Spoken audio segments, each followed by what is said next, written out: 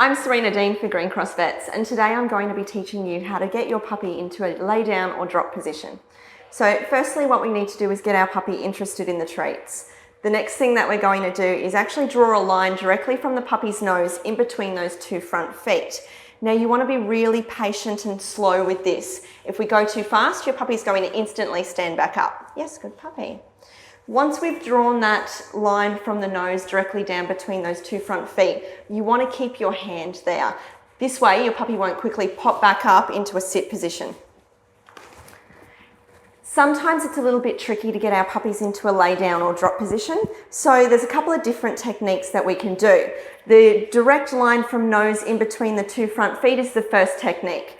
The second way we can do it is to slowly, once again, go from the nose in between those two front feet, and then like an L shape, just very slowly start to drag it out towards the front of them.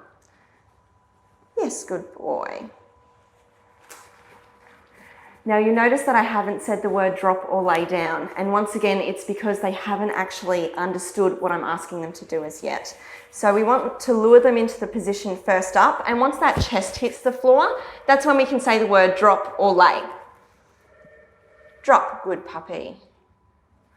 So it's really important that we actually decide what word we want to use before we start training this cue. The reason for that is because we can say drop for more than one thing. We can say drop for drop the ball, or we can say drop for drop down onto your chest. So you as a family need to decide what you're actually going to ask your puppy to do. Is it drop for drop the ball, or is it drop to get down onto the chest? If you decide it's drop for drop the ball, then we need to change the cue word here. It can be lay or down, or anything you would really like.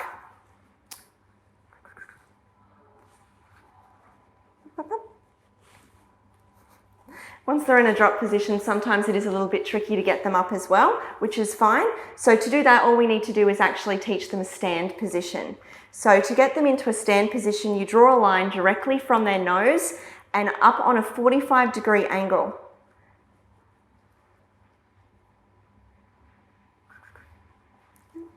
Yes, good puppy. And then once they're in that standing position, you can draw them into the sit, yes. And then once again, directly between those two front feet. Drop. So you'll notice that I didn't actually say the word drop until that chest was completely on the floor. Sometimes they can trick us with their drop position, and they'll be in more like a bow. So their bottom can be slightly up off the floor, or they can have their elbows not quite relaxed onto the floor yet. So it's really important that you associate that word drop or down when that chest physically hits the floor. Good puppy. The other thing you'll notice I'm doing is whilst he's in the drop position, I continue to treat him down nice and low.